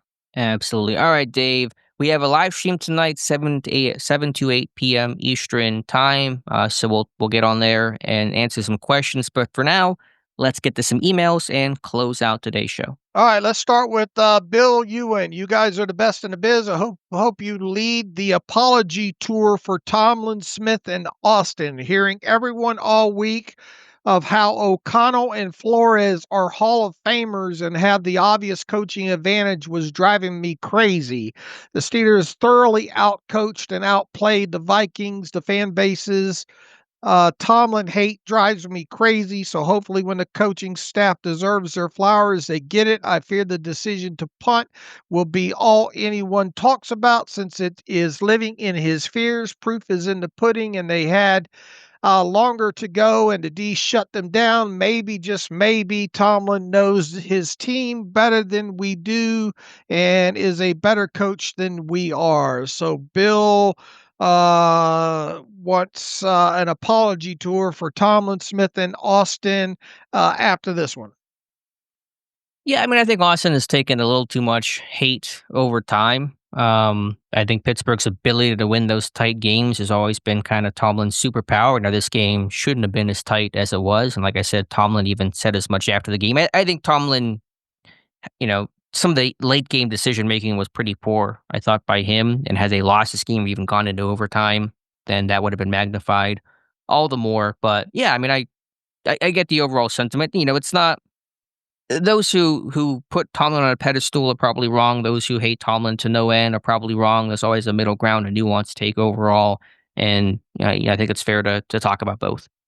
Look, they were the better team all the way around, from both sides of the football to the coaching staff. That's what helped get them the W in Ireland. Exactly. Yeah, did a great job. I was really concerned about Pittsburgh getting out schemed in this one, and felt like Pittsburgh had the upper hand. So that was great. All right, Christopher King writes in, a win is a win, but he says, very grateful for the win. It was nice to finally see that historic defense show up for about 57 minutes. But what do you make of the seemingly gutless game management at the end of the game? Down at the goal line and call a run on fourth down. If you don't believe in the offense, kick the field goal. The 4th and 1 after finally getting some push from the offensive line, ? Not only not going for it, but tell the punter to kick it out of the end zone for a net of 19 yards. He says, I know Alex always mentions the team's record in one-score games, but does Tomlin know not every game has to be won by one score? Hart can't take it all season. LOL.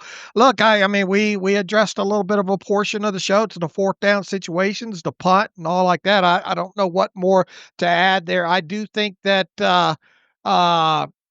it's always a results-based business. You would like to have seen a better call on fourth and goal from the 3.5 in that one. I think that's I would have lived in my fears and kicked the field goal, I think. Yeah, but even going for it, I think it's a certainly defensible decision, but then the decision to run the ball like that is the critique. So yeah, it'd be nice for Pittsburgh to win comfortably for once. It's just not in their DNA, and that certainly raises the blood pressure, like the reader said.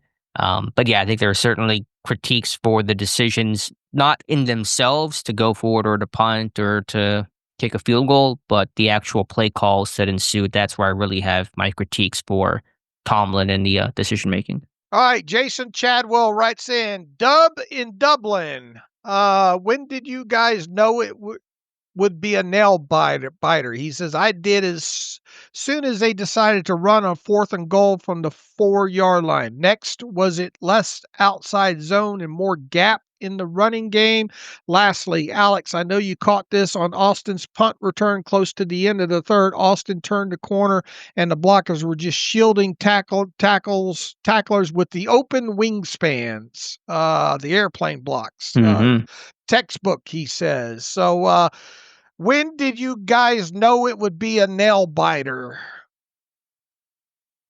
I don't know. I still felt good about this one. It just kind of almost was like shocked into how close this game was, but shame on me because whenever Pittsburgh was up over New England 14-0, I told the group chat, I said this warm's going to turn at some point, and of course that it did. I don't know. It just felt like, is this real life? Are they actually going to lose this game in Dublin for all that this means? And to lose it in that fashion would be just the worst thing ever. So I don't know when it kind of hit me this game was getting close. I think just whenever it got close, it kind of hit me this game's close. Yeah, with when they got the ball back with 1 something left, that's when I knew it was close. Yeah. At that point. And the airplane blocks, yeah, that was Yeah. nice. And James Pierre kind of wasn't an airplane block. He kind of threw his body into the Vikings player at the end that kind of shielded Calvin Austin, and Austin made sure to go over to find Pierre and high five him. So yeah, that's selfless play by the entire team. Less outside zone, more gap. There were a few more gap runs. I don't know the breakdown on that. I haven't gone through. We'll talk maybe a little bit of mix about that, about outside zone and gap runs from this game on the Wednesday show. Yeah, I had our Clayton Eckert pull some of the numbers before this game about Pittsburgh's rate of zone runs versus gap runs. They were kind of in the middle of both, which surprised me. I thought they'd be sitting much higher in zone runs, much lower in gap runs, but we'll certainly have to look at the distribution of this one. It felt like more of a gap scheme, but we'll just have to check the numbers. All right, maybe we'll have a post on that during the bye week there, because we always need some interesting content during the bye week here. So Yeah. maybe you could do something, or Clayton could do something on that. Nathan Casey writes in, before everyone says Benton has turned the corner and has righted the ship, the Vikings played lots of 3 wide receiver sets, which had the Steelers in the nickel plenty. That is why we didn't see him getting washed out at nose tackle. To me, it reinforces the notion that he should be kept fresh as a nickel rusher and use a quality at nose tackle and base. It shouldn't be sold as demotion, but more like Holcomb for Wilson. Just a smart move to shore up the base rush defense. So Nathan's worried that we're going to be starting a campaign for Benton to. No, I'm just kidding with Nathan here. No, nobody's going to put. And look, even one of the run stops said, if you look on the all 22, Benton was almost slingshotted by a push in the back into making the tackle. Oh, Now, really? yeah. Now I'm not saying that to discourage. I just, the TV tape and the all 22 end zone tape tells you, different thing. I mean, look, it was the best game Benton had played this season, regardless of its nose tackle or regardless of its part of nickel and all like that. So I don't think we need to reward, as much as we beat up on Benton through the first 3 games. We need to at least say this was a much better game for him, and just let's see where it goes from there. Agreed. I think there's still validity to the idea of play a quality in base, but listen, you're going to be a nickel more often than not. I think Pittsburgh was about a 50-50 split entering this game. Most teams are going to be 11 personalities, and so you're a nickel. And if you're a nickel, you're still getting double teamed. You're still getting combo blocks. It's not this radical change in terms of what the offensive line is trying to do. So if Benton can't hold up double teams as a nose tackle, he's not going to be a whole lot better as a 3-tech. Now, I think there's value in schematically, should they be playing more one gap with him and getting a feel? He's better as a penetrator than a guy that truly takes on blocks. I agree there. So there's some schematic things Pittsburgh could potentially do better. I care about that more than I care about his actual alignment of, is he a 1-tech or a 3-tech? All right, Caleb Zavorsky writes in, happy Dub Day in Dublin. Obviously, there were coaching mistakes by Mike Tomlin, but it doesn't surprise me. Tomlin has struggled in the true coaching department. He can hype players up and motivate them, but not enough people talk about the in-game mishaps by him in big-time calls such as time management or down-to-down situational awareness. Why do you think that is, and should people start questioning it despite his victories or success? Caleb, they won. we get beat up sometimes in trying to go too deep and dissecting these wins and all like that. Look, there's the whole Tomlin voodoo aspect. How does he keep getting away with this? Aspect of it, I suppose. The fact is, they continue to get away with it and win these types of games that a lot of people say, how are they able to overcome some of the decisions and in-game mishaps and all like that? Look, I mean, you can't just take out that big play to Jordan Addison and all, but I mean, and you just can't take out the blocked field goal and all, but I mean, the Steelers handled business for damn near 60 minutes of this game.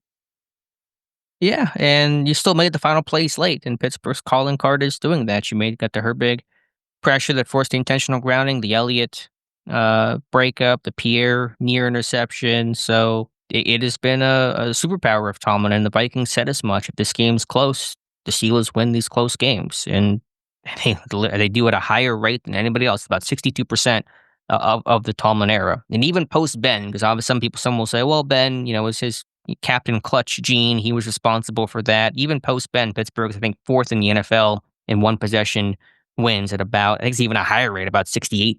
So it's not just a Ben thing. So I can't explain it super well, but it's what happens. I mean, would you like to see prettier wins? Yeah. Would you? I mean, am I curious to how they're going to be able to keep this up with Aaron Rodgers completing on average balls 2 yards past the line of scrimmage? Are they going to be able to keep up this yards after the catch rate that they have, which is just unreal right now through 4 games?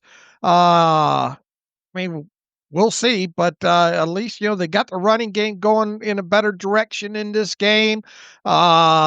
On a down for down basis, for the most part, they were the better team throughout the entire game. There, couple decisions here. Could they be better for Tomlin? Yeah, nobody's. No, I don't think anybody's going to oversell this win from Tomlin's perspective, right? I mean, I don't know exactly what that means in terms of overselling it. Tomlin is an established coach. One game, good or bad, it's not changing hearts and minds too much, really, nor should it. But it was a good win. It was the best one of the year. It was the best team Pittsburgh has faced.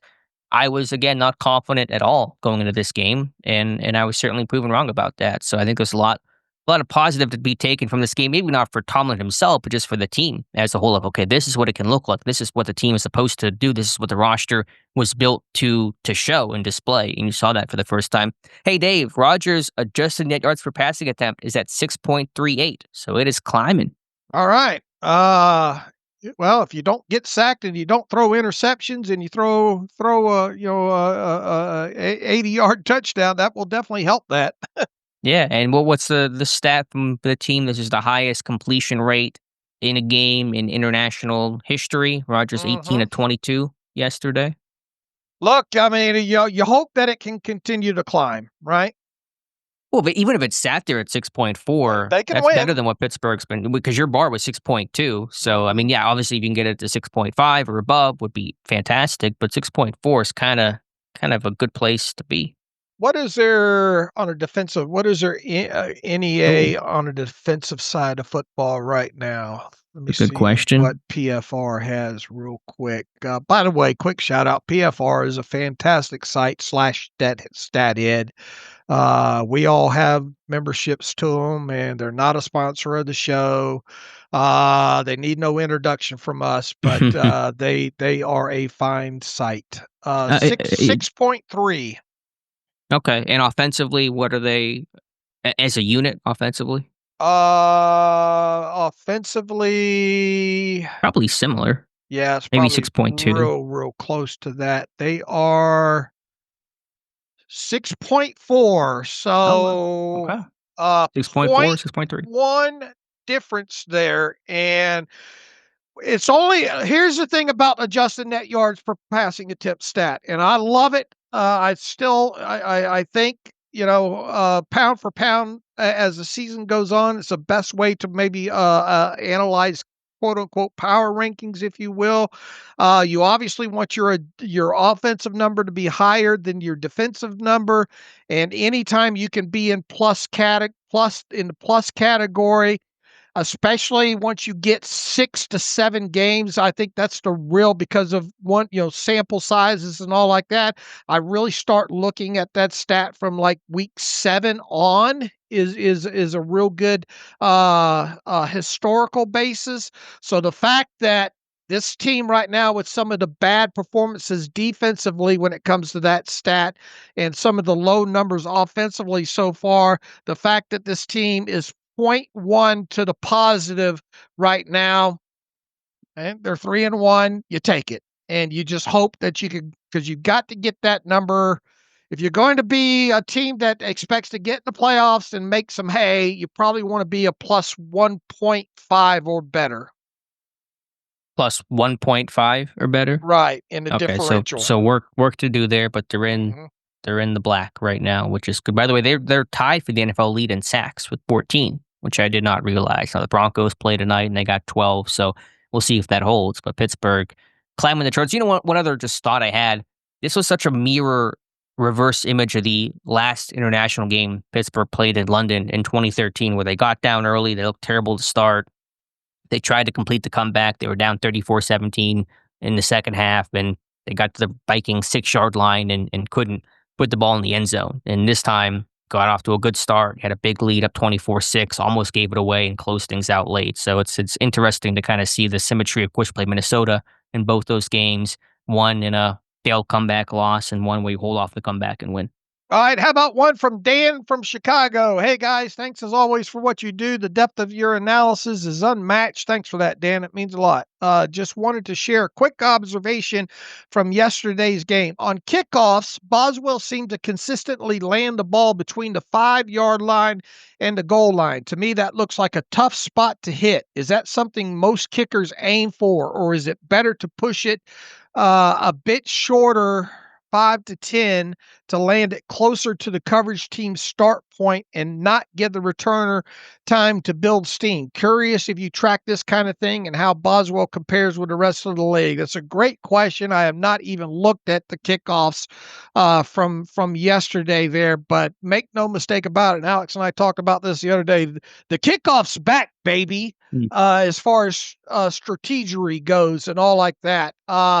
I think what they're starting to see is these guys trying to get the ball to land and either take some sort of weird bounce that makes it tough to handle by the returner, or force the returner to field the ball in the end zone and then take it as a touchback where it goes out to the 20. So I think maybe that's something to look at.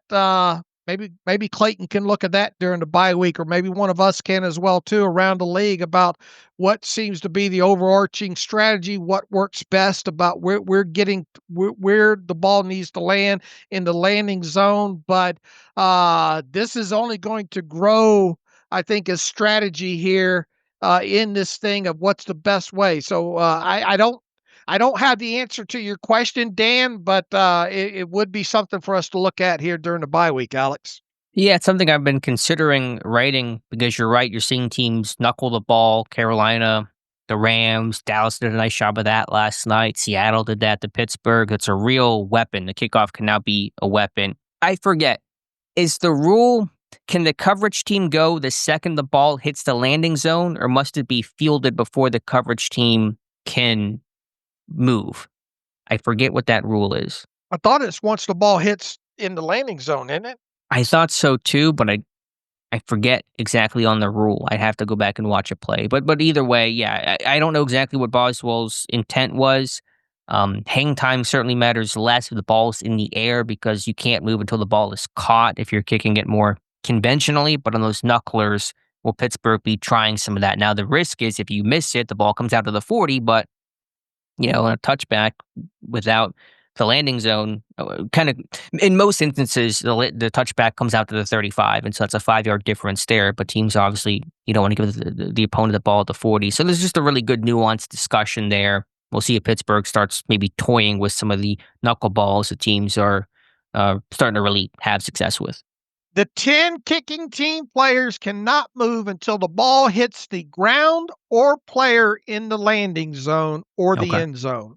Okay, so they can move if the ball hits the ground, which is the benefit of the knuckleball. If the ball hits the ground, it takes longer for the returner to field it, has to get it on the hop, and the coverage team has time to really pounce. I know I'll have to suss them out a little bit on Twitter, but there's already people starting to dive down into that kind of stuff. I just don't have it right here available. Yeah, who was that? That side schemes guy did a great job on the dynamic kickoff whenever it was introduced. So there's some good content out there. We'll see what Pittsburgh's position is going forward. All right, Deshaun Campbell, one last one as we start wrapping things up here. What's up, guys? Listen, I know you've been asked this before, but seriously, it's time to make Herbig a full-time starter. How do you send a guy like that who's so disruptive to the bench? I don't know what Highsmith draft pick is worth, but why not put out and see what another team may offer up? And speaking of draft picks, I've been debating with a buddy besides Harmon, does the Steelers have a single guy on the roster worth a first round pick? Coming off the game, obviously, and the start of the season that Herbig has had and all, I imagine this is going to pick up steam during the bye week here about how the Steelers should make Herbig the full-time guy and trade Highsmith and all. But all I can say to you, Deshaun, is unless you're going to get a prime pick or player, why would you hurt your depth, especially the way this outside? And look, Herbig's been dinged up and missed time as well, and you're one play away from T.J. Watt being out a couple. I remember a couple of summers ago us talking about, man, what is it? What has this team got to do to get better? And look, I Sawyer's still coming along, and he showed some promise and all like that. But why would you, unless you got a prime player, or a first or second round draft pick, why would you trade away Highsmith right now? It's not like the guy causes any problems at all. His win rate's good. He's made some plays this season early on. I get it. I'm not there where Herbig should be the flat out starter in this. Does this mean that you can get Highsmith and Watt off the field more once all these guys get healthy? Absolutely. Can you put Herbig in there when this is obvious pass down situations, maybe instead of Highsmith? Absolutely. But I'm just not ready to run with the notion of, okay, just put Herbig in there and deal Highsmith away for a third round draft pick or a fourth round draft pick or something. Yeah, there's no desire to trade Highsmith now. You're competing, you're contending, you're leading the AFC North. You look in the offseason. Like I said, I think after the 2026 season might be your decision point on that. Now, I think the better and more relevant discussion is, what's the snap count look like? Is there kind of a real even split between Herbig and Highsmith? Pittsburgh does not usually use pass down guys, but you put Herbig out there in those big money situations more so than Highsmith. Highsmith's still a talented player, good against the run. You're paying him a good amount of money too, which is, let's be honest, a factor in this thing. So I think the better discussion is not, are you trading Alex Highsmith? That's not happening. But are you going to change the snap count between those two guys? Because you're right, it's hard to have Herbig play just 10, 15 snaps when Highsmith comes back, because Herbig is just so darn good. Yeah, and I'm not to the point where I'm with Sawyer, where I'm saying, well, okay, well, we got Sawyer there, just trade away Highsmith. I'm not there yet with that. I get. Look, I mean, Herbig, once again, hell of a damn game, hell of a start of the season for him, but he's missed time with injury as well too, and we can't forget that. And the strength. The strength is the pack, man, especially when it comes to these edge rushers. And if it means keeping those guys, I can get Watt off the field a couple extra plays and get Herbig off the field and get Highsmith. I'm going to take that route right now. Right. So again, I think it's just interesting, to see that distribution whenever Highsmith comes back, which will probably be in week 6. You would think, you would hope, but we'll have to see.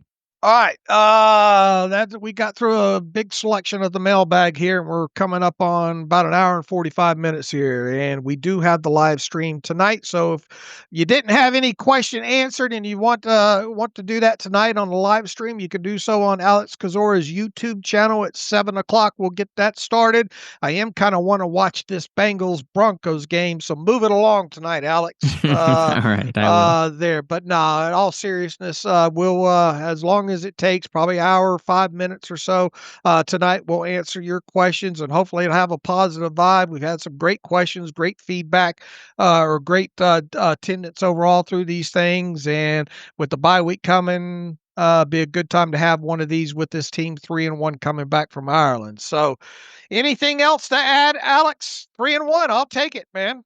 3-1, I'll take it. Yeah, good win. And not just for the win, but how they won. Even with the game being too close, this was their best game, their most complete game of the season, the most encouraging moments in terms of the trench play, which was the big issue. How well could Pittsburgh's trenches perform? That was the concern going into the year, especially offensively. That was the concern the first 3 weeks. They certainly stepped it up in this one. So build on it, grow. 3-1, the bye week, get healthy, good place to be. All right, shout out to you and the rest of the Steelers Depot crew for the early morning action yesterday. Tell everybody about how that ran like a well-oiled machine.